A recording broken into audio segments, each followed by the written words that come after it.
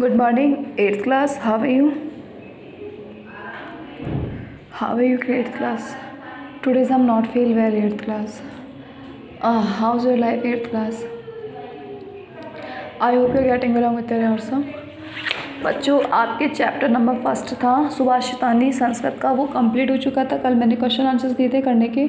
जिन बच्चों ने question answers नहीं किए हैं उन सभी बच्चों से मेरी ये रिक्वेस्ट है कि प्लीज़ आप सब बच्चे क्वेश्चन आंसर्स कंप्लीट कर लीजिए। ओके, आगे हम बढ़ते हैं आज चैप्टर नंबर 2, बिलस्य वाणी ने कदापि में श्रुता।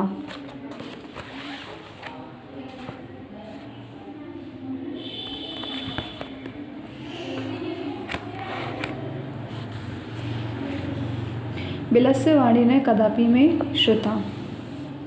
पाठ परिचय देखिए। यह पाठ संस्कृत साहित्य के सुप्रसिद्ध कथा ग्रंथ पंचतंत्रम के तृतीय तंत्र काकोलुकीयम से लिया गया है। पंचतंत्र के मूल लेखक विष्णु शर्मा है। इसमें 5 खंड हैं। मित्रभेद, मित्र संप्राप्ति, काकोलुकीय, लब्ध प्राणाश, अपरीक्षित कारक। इन खंडों में कुल 70 कथाएं तथा 900 श्लोक हैं। इनमें गद्य पद्य रूप में कथाएं दी गई है जिनके पात्र मुख्यतः पशु पक्षी हैं। चलिए पढ़ते हैं इसके बारे में।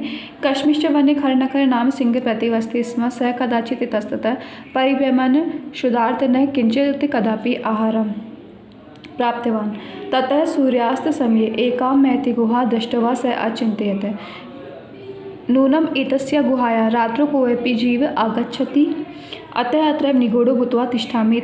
कश्मीश्च वन खरे नखर नामक सिंह प्रतिवस्ति स्म। देखो बच्चों, इसका सरलार्थ भी पढ़ेंगे। पहले इसके शब्दार्थ देखिए। कश्मीश्चित, कश्मीर क्षेत्र मतलब किसी वन में। प्रतिवस्ति में रहता था। परिभ्रमण घूमते हुए।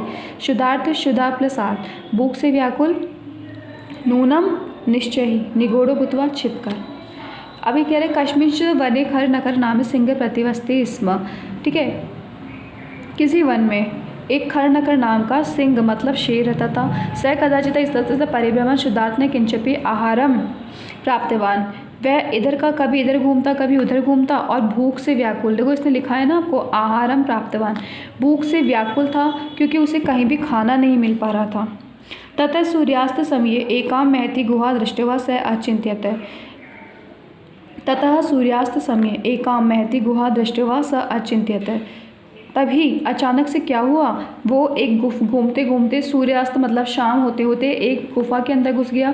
नूनम एतस्य गुहाया रात्रौ कोऽपि जीव आगच्छति अतः अत्र निगूढ़ो भूत्वा तिष्ठामि इति। अब ये कह रहे हैं कि उसमें क्या था, चिंतित नूनम एतस्य गुहाया रात्रौ कोऽपि जीव आगच्छति। तो उसे लगा कि उस गुफा को देखकर उस शेर को लगता है कि यहाँ पे कोई ना कोई जीव ज़रूर रहता है, तो क्यों ना मैं अतः अत्र निगूढ़ो भूत्वा तिष्ठामि थी। तो अतः मैं क्यों ना मैं इस गुफा के अंदर छिपकर बैठ जाऊं और उस जीव के आने का क्या करूं, इंतज़ार करूं। अब सरलार्थ देखो, इसमें क्या होता है, किसी वन में खर नकर नाम का सिंह रहता था। वह कभी इधर उधर घूमता हुआ भूख से व्याकुल, उसे कुछ भी भोजन प्राप्त नहीं हुआ। इसके पश्चात सूर्यास्त के समय सायकाल एक गहरी गुफा को देखकर उसने विचार किया, निश्चय ही इस गुफा में रात्रि में कोई जीव आता है, इसलिए यहीं पर छिपकर बैठ जाता हूँ। एतस्मिन् अंतरि गुहाया स्वामी दधिपुच्छ नाम शृंगाल समागच्छत स च यावत् पश्यति तावत् सिंह पद्धति गुहाया प्रविष्टा दृश्यते न च बहिरागता शृंगाल अचिन्त्यते अहो विनष्टो अस्मि नूनम अस्मिन् बिले सिंह अहिस्थिति तर्कयामि। दिख नहीं रहा है बच्चों। तत् की करवाणी एवं विचिन्त्य दूरस्थ रव कर्तुर्मारब्ध भोबिल किम न समरसि यन्मया त्वया सह समयः कृतोस्ति यत् यदां ब्रह्मत प्रत्यागमिष्यामि तदा त्वं माम् आकारिष्यसि यदि त्वं मां न आह्यसि तर्हि अहं द्वितीयं बिलं यास्यामि इति। अब देखो इसमें क्या कहना चाहा है, शब्दार्थ देखिए आप लोग इसके। एतस्मिन् इसी अंतरे बीच में समागच्छन आ गया, दृश्यते दिखाई देता है, विचिन्त्य में विचार करके।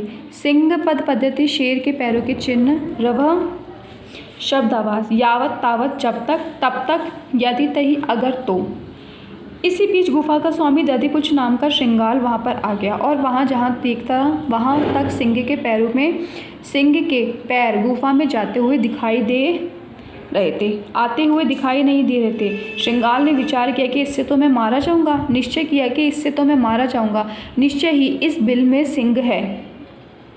इस प्रकार सोचता है तो क्या करना चाहिए, इस प्रकार विचार करके दूर से ही आवाज़ करना शुरू कर देता है, अरे बिल, क्या तुमको याद नहीं है जो मैंने तुम्हारे साथ समय व्यतीत किया है कि जब मैं बाहर से लौट कर आता था तब तुम मुझको आवाज़ लगाकर बुलाते थे।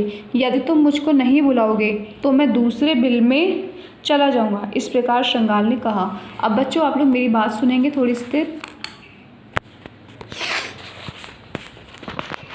आप सारे बच्चे मेरी बात सुनेंगे। 8th क्लास ये जो चैप्टर आपको दिया है बिलस्य वाणी न कदापि में श्रुता, कि भाई इस वाणी के लिए इसे कहा गया है कि इसके अंदर एक खरनगर, एक वन के अंदर खरनगर नाम का एक शेर था।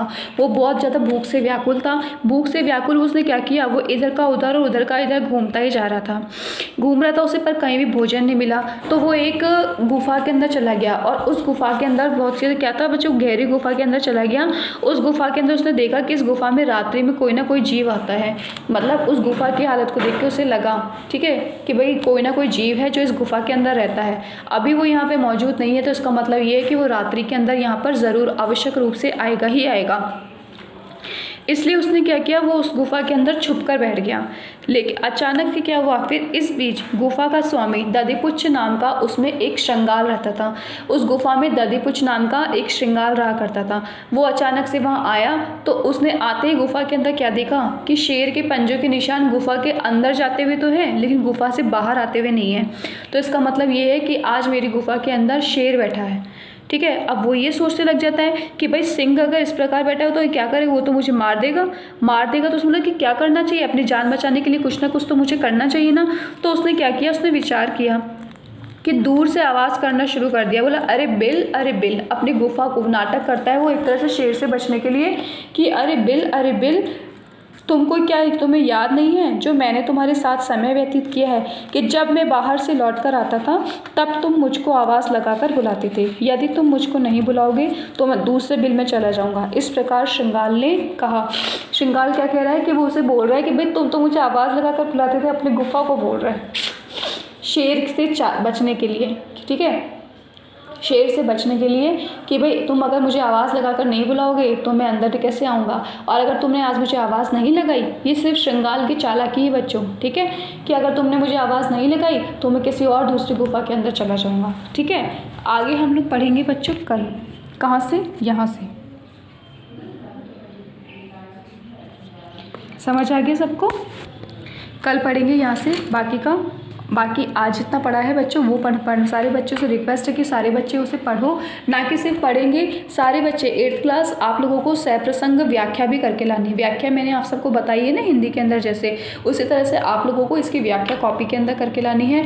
यदि व्याख्या करने में कोई प्रॉब्लम आती है तो आप लोग मुझसे पूछ सकते हैं कि मैडम हमें ये समझ में नहीं आ रहा। अगर इसमें प्रसंग नहीं दिया हुआ है तो प्रसंग मत लिखना, सरलार्थ लिख लाना, लेकिन आपको व्याख्या करनी है एक दोनों पैराग्राफ की। बच्चे लिखोगे तो डबल समझ में आएगा, लिखते जाओगे तो पढ़ोगे तो उसको डबल समझ पाओगे, ठीक है। तो सारे बच्चे क्या करेंगे, जैसा कि मैंने आप सबको समझाया है वैसे ही सारे बच्चे वो कार्य करेंगे। Okay 8th class, bye.